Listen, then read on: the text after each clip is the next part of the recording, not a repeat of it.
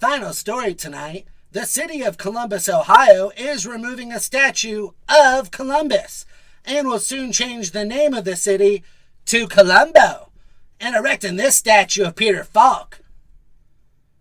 In the past 2 weeks, many statues that depict historically racist men, slave owners, and Confederate leaders have been removed across the U.S. Some argue that removing these statues rob us of being able to reflect on and learn history. This brings us to tonight's segment of Breaking the Norm. Breaking the norm, breaking the norm, breaking the norm, breaking the norm. Yes, I remember that probably the hardest part of history class in high school was having to help my teacher carry up all those statues to the second floor of the building. If only there was some better way to teach history.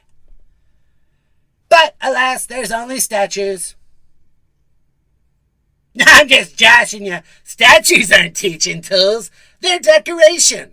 You don't put up a statue to teach people things. You do it to celebrate something and to show off how much bronze you have.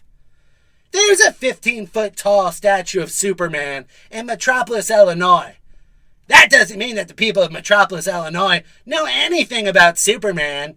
If they did, they'd know that he doesn't live in Illinois and that he's not 15 feet tall. That's a different super friend. Apache Chief. Mount Rushmore doesn't teach you about the presidents.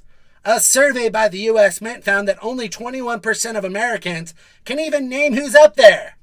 Presidents George Washington, James Marshall, Theodore Roosevelt, and Abraham Lincoln. See? How hard was that?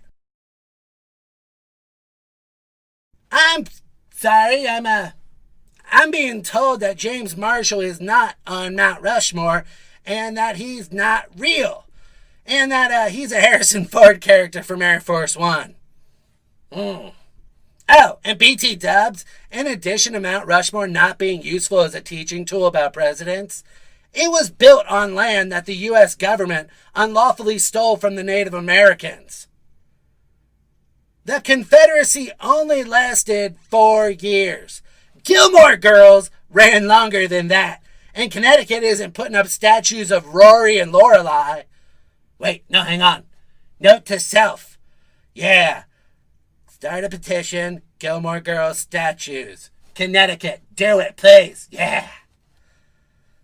Where was I? Oh, yeah. Remember the time they had to remove all those controversial statues of historic women? Oh, wait.